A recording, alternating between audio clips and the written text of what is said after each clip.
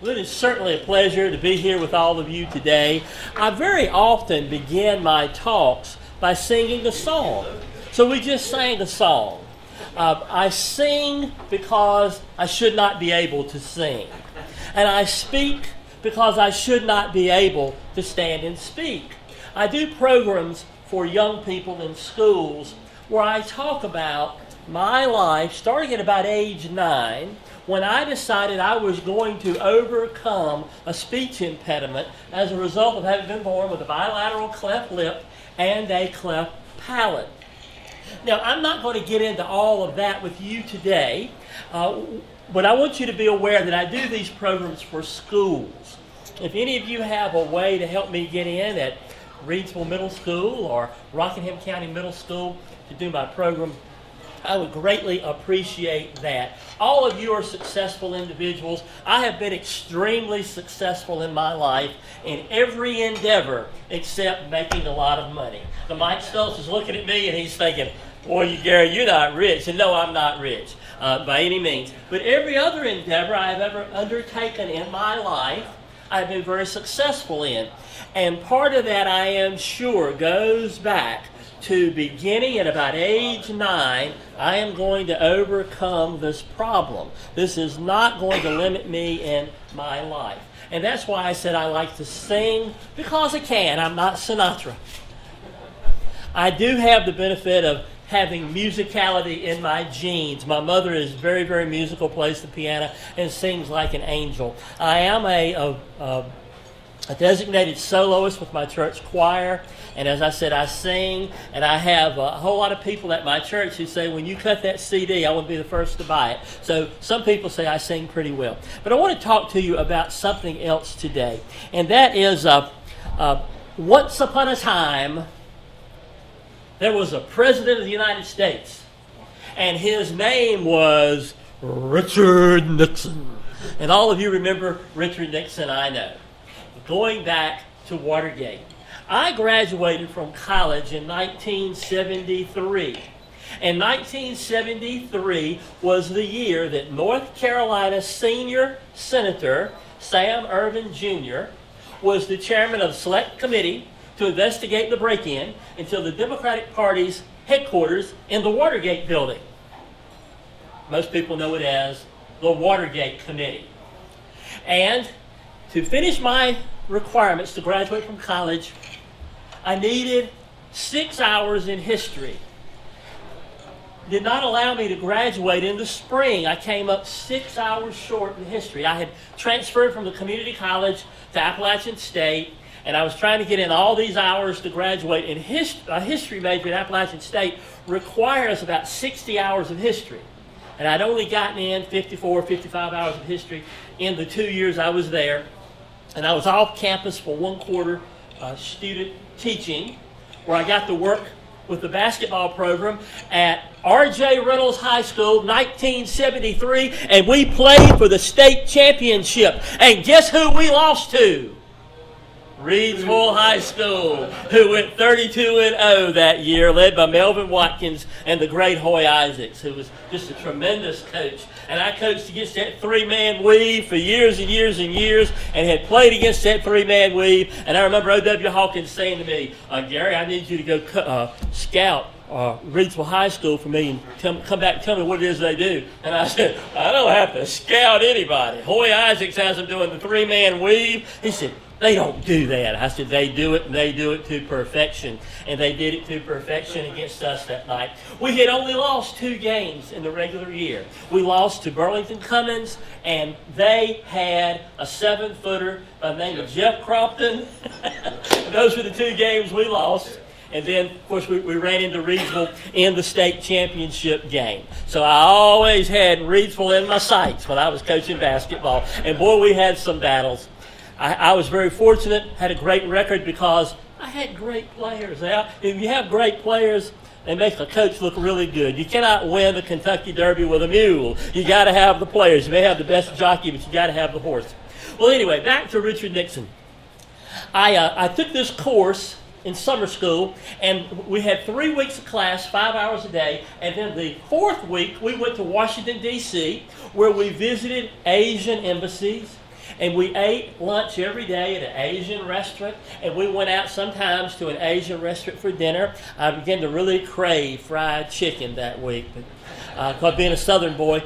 But anyway, I came back home, and I graduated in August from Appalachian State at the end of summer school, and it was too late to get a teaching job. I thought, well, I've got to do something that's going to be positive, and I developed a bad cold. It was late August, early September cold. I went to the doctor, and the doctor had been my doctor all of my life growing up. It was Albert Barbie Council, AB Council. And Dr. Council said, well, Gary, what are you going to do? Where are you going to teach this year? And I said, well, I can't find a teaching job. It's too late probably for me to get in. He said, well, what else would you like to do? I said, well, you know, I was up in Washington, D.C. back in June. I'd love to have a job up in Washington, maybe doing something on Capitol Hill. He said, really? I'll be back in just a minute. Comes back with a telephone number. Call this young man. He works for Senator Ervin. Maybe he can get you a job. Well, I had to do something because I had this college degree and I didn't want to run around and have recently graduated from college and didn't have anything to do. So I called that number that night. Come to find out, the young man I was talking to was 2 years older than me. He had lived in Eden. We had gone to elementary school together. And he said, I think I can get you a job in Senator Ervin's office. When can you be in Washington? I said, how about 2:30 tomorrow? I was in Washington at 2 o'clock trying to find the Russell Senate building, which is right across from the Capitol, but I hadn't been there, so I didn't know. But I found it, and I got there just in time. And about 15 minutes later, Rufus Edmonston, a lot of you will know that name, he gave me a job. And I'm on Capitol Hill running errands and running elevators, and bringing trays of water into the Foreign Relations Committee room. And I'm getting to meet all these famous people. I remember the first time I went to the restroom, men's restroom, public restroom. I'm standing there at the urinal, and I look to my right, and there's Hubert Humphrey, former Vice President of the United States. He was a senator again after being Vice President. I said, Senator Humphrey, I'd like to shake your hand, but I don't think it's appropriate at the moment. But I saw people and met people and got to know people that I had been seeing on television all my life. Isn't it wonderful that a young boy struggling to get all his hours in, to graduate from college, where am I going to get a job? It's August, I'm not going to get a teaching job. And then all at once, in just a matter of a few weeks, here he is, working for the man who is on television every day. Every day. He's becoming a household name, and I'm working for him. Now, Ervin was becoming famous. And on Capitol Hill, these young men running around, when you talk to people, they're always asking you, who is your senator? That means, I know you have patronage under somebody. Somebody got you here. Who got you here? Who is your senator? And I would say, Senator Ervin. Oh, you're from North Carolina. Oh, yeah, well, he was on TV yesterday. He was chewing those people up, quoting the Bible. And, he was just a very brilliant man. So, yes, that's right. Well, the day comes that Gerald Ford's going to be sworn in as Vice President of the United States because Vice President Agnew, all of you will remember, has resigned due to some problems with his taxes, I think it was. And I was very much aware of that because all the members of the United States Senate have a shaving mug. It's tradition that when you're elected to the United States Senate, they prepare for you a shaving mug, and it has your name on it. And Senator Agnew, or Mr. Agnew as Vice President, had a shaving mug. And they had me take his shaving mug down to the Capitol cabinet shop where they built a little wooden box and filled it with straw and put the mug in it and closed it up. And then I mailed it to former Vice President Agnew. That's the kind of things that go on Capitol Hill. Great use of our tax dollars, right? I wonder if all the ladies that are elected to the Senate today or the House of Representatives have shaving mugs. Maybe a shaving mug to shave their legs, I don't know. But that was the case there. But anyway, on this particular day, I was somewhat taken advantage of, and the President of the United States was somewhat taken advantage of. I was told, it was December the 16th, 1973, and I was told, Gary, the President will be coming to the Capitol tonight for the inauguration of Mr. Ford as Vice President of the United States. We're going to let you run the elevator at the back of the Senate chamber. The president will be brought into the Capitol building on the Senate side of the Capitol.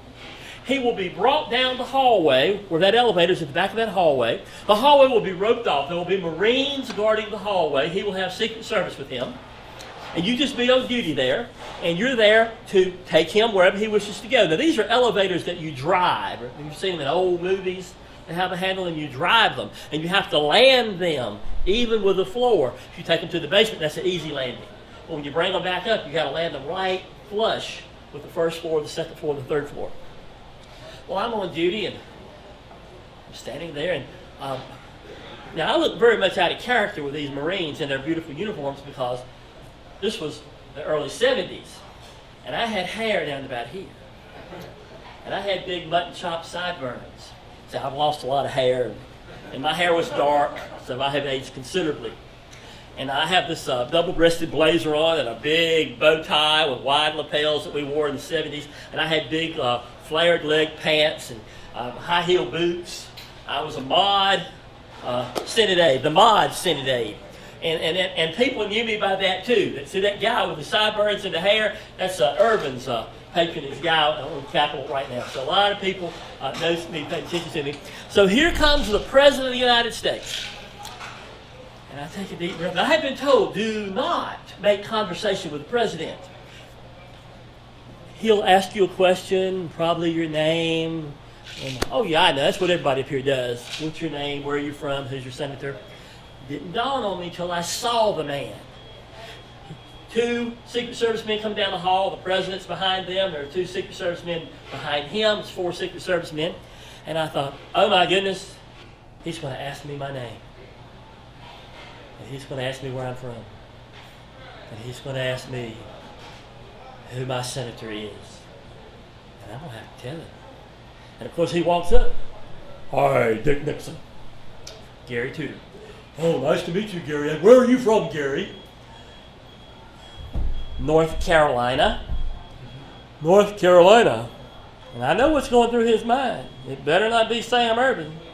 And who is your senator, Gary? I've never want to say Jesse Helms so bad in all my life. But of course I couldn't. I said, Senator Irvin. The president's face went beet red.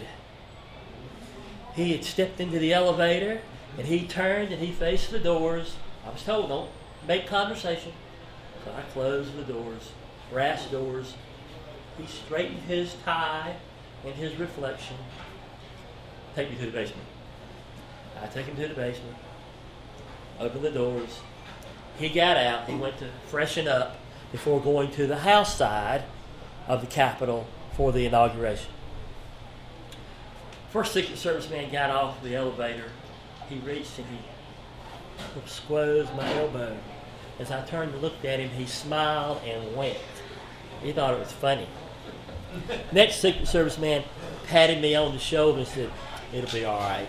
He knew I was about ready to have a panic attack because it's the most powerful one man on the face of the earth, and he's mad at me. I had to wait for him about 10, 12 minutes. He comes back, never speaks, gets on the elevator, Secret Service gets on the elevator. He says, take me back to the first floor. Sure. Take him back to the first floor, down the hall they go. I give them time to get out of sight. I go up and I ask around, will he be back over here? Anybody be back over here in this target bill? Nobody will be over here during the inauguration. So I go to the House side of the Capitol building, and I ask one of the guards that I knew, any way I can get in there? Oh, no, you can't get in. Oh, come on, this is historic. Let me go in there. Well, you stand at the back of the room, and if you get caught, I don't know anything about it. So I was actually at the back of the House when Gerald Ford was sworn in as vice president. As soon as it was over with, I slid back out, went back to the hall, waited till it was all over with. Now, the young guys who work on Capitol Hill punch into work, punch out. So I noticed a lot of people seemed to be running when the president was leaving the Capitol. A lot of people seemed to be running, and they were going down the steps. Well, I got down to the room where we punch out, and all the guys that did the same kind of work I was doing, they were waiting for me. and my supervisor was waiting for me. And as I walked through the door to punch out, they all sit in laughing. Did the president ask you who your senator was? And my supervisor, he was laughing. And I said, you put me there. He said, oh, you better believe it, because I knew he was going to ask you that question. How did you do? I said, well, he got mad. He said, oh, he got real mad. Said that when he was down here freshening up, he called back to the White House. And he had the people at the White House call over here. He said, you're famous.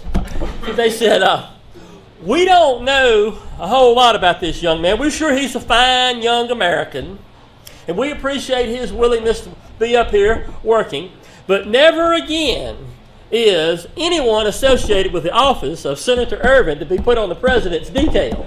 So they used me to pull a prank on the president of the United States. Now, I was telling this story, and I talked to one gentleman about my trials and tribulations of overcoming a speech impediment. And this young man said, well, you know what? When I was growing up, like you, I had a speech impediment. He said, when I get to telling people something, I start to stutter. And he said, it can be a real problem at times, but I learned to take advantage of it. And I said, really? I still have things to do. I want to get better overcoming my speech impediment. What kind of things do you mean take advantage of your speech impediment? He said, well, I grew up in West Texas. And I grew up in West Texas on a horse ranch. And I hadn't gone anywhere much growing up, but when I always wanted to go to Texas A&M University, and I got accepted at Texas A&M, and it's in East Texas, about 800 miles away from where I grew up. So my mom and my daddy told me that they could pay for me to go to school, but I would have to get a part-time job for my spending money. And he said, so I got a job selling Bibles. Selling Bibles. I go knock on doors and sell Bibles. And the first week, I sold more Bibles than anybody in the history of the company in a week. And so my boss was just thrilled. And the next week, I sold even more Bibles than anybody ever sold in 2 weeks.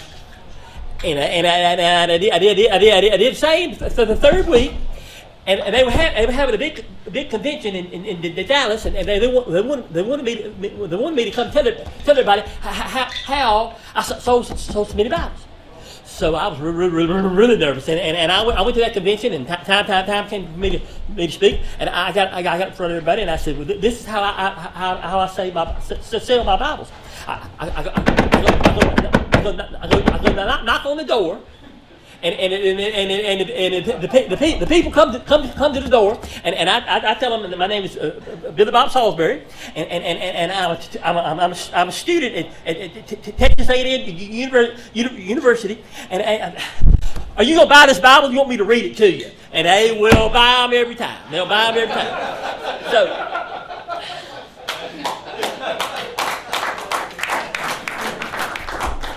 So sometimes you got to know who you are, you got to know where you're at, where you're starting, and then maybe you know what you got to overcome. And along the way, maybe you can learn to use it to your advantage. And that's what I do when I sing. When I sing, I like for people to know whether I'm good or not. At least I can do it. And I can do it better than a lot of people who have never had a problem.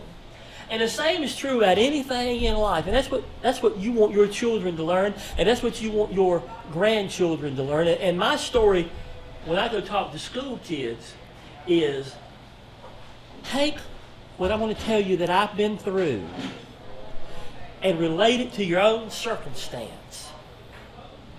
If you can build a passion in your life for achievement, you set a goal, and you become passionate about that goal, you're not going to achieve it in a month or a year. It took me about 16 years. At about age 25, I went to a doctor. I told him I had done everything in my life that I could possibly do to overcome my speech impediment. And I said, I'm still not as good as I need to be. Just got my master's degree, and every interview I go on, something about speech comes up. And I think I lose jobs because of speech. And he said, well, there's something I can do. You have a lot of nasality, you have a lot of air coming out your nose, and it gives your voice a nasal sound. He said, if I reconstruct the roof of your mouth and I can stop all that air that's coming out your nose and have it coming out your mouth, then in about 2 years, you'll start getting better. Well, now, I had lots of speech therapy. I used to go to UNCG, the drama department over there, and take speech therapy. When I was going to community college, speech therapy. At Appalachian State, speech therapy. Time come to graduate from Appalachian State, speech department tried to keep me from graduating from college. They said I was not proficient in speech. Fortunately, somebody had made a mistake, and they let me student teach. Maybe it was O.W. Hawkins. He needed somebody to help him with his basketball team. I don't know. But they let me student teach, and I passed student teaching. And the catalog said, to student teach, you must be proficient in speech. So I got my speech proficiency from a technicality. But Dr. Julius Howell, Baptist Hospital in Winston-Salem, he did this surgery, and he said in about 2 years, you will see a tremendous difference. Well, there was some providential intervention that took place there. And I did in 2 weeks what he thought I would do in 2 years. He had me come, he had me videoed, he had me recorded. He said, this is miraculous. We have never had anyone go from where you were prior to surgery and be where you were 2 weeks after surgery. Now, of course, educational background, age, and all those years of speech therapy, evidently something had happened inside my brain to make it possible for me to have the kind of outcome that I had. And so in these years that I am now a retired teacher, I still want to do something positive with my life, and that's why I want to go talk to school kids. Kiwanis, I love Kiwanis because Kiwanis are devoted to kids. All the programs, the terrific kids programs, and the Eliminate program, and what we did with borders by adding iodine to salt in the third world nations, the scholarships that clubs give, all the things, the fishing rodeos that so many kids love to do, all those things are very, very positive for kids. And I want to continue in the years that I have left of my life to be positive for kids. And again, I'd like to ask if any of you can maybe help me get into one of the schools because of the terrific kids program that you have. Maybe you could say, we have a Kiwanian and he'd like to come and speak to your kids. And he has a story to tell that all children, regardless of what their station in life is. If you have a sales group that you would like me to talk to, if I can do what I can do, and you have a salesman at your car lot or your insurance agency, and he may hear me and decide I'm going to increase my sales 2% a quarter. How many businesses, if they could increase their sales 2% a quarter, would be happy with that? Any of you in a sales, I know Mr. Stultz over here. Mike, if you could sell 1 more policy a month or 2 more policies a month, would that be important to you and your family? Sure would. So if you have something, we can convince people to become passionate about your goals. Don't give up on your goals. Keep trying to find a way. I heard someone say one time, I hear salesmen say they can't sell. But have you ever read a book on selling? Have you ever been to a seminar where somebody's successful in sales and they give them hints on selling? Roy knows that I'm working really, really hard to become a successful speaker. And I'm going to do it. And as I said, I have succeeded overwhelmingly in everything I have ever done in my life, except getting rich. And my wife says I'm going to get rich doing this. I don't know if I'm going to do that or not. But whether I do or not, the key is going to be what I can do for those young people and anybody I can talk to help them improve their lives. And I have been told this. If you want to be successful in the speaking business, be sure people understand that what you have to tell them is to their benefit. Please share my story, especially share it with any children that you know. But I know a fella who had a problem with his speech when he was 9 years old, and you would not believe what he has achieved in his lifetime, and he says he did it in about 15 years, 16 years. Thank you so much for letting me be with you. I know all of you need to get back to work. Go to work and improve your sales 2%. Thank you so much. Just Thank you, Gary.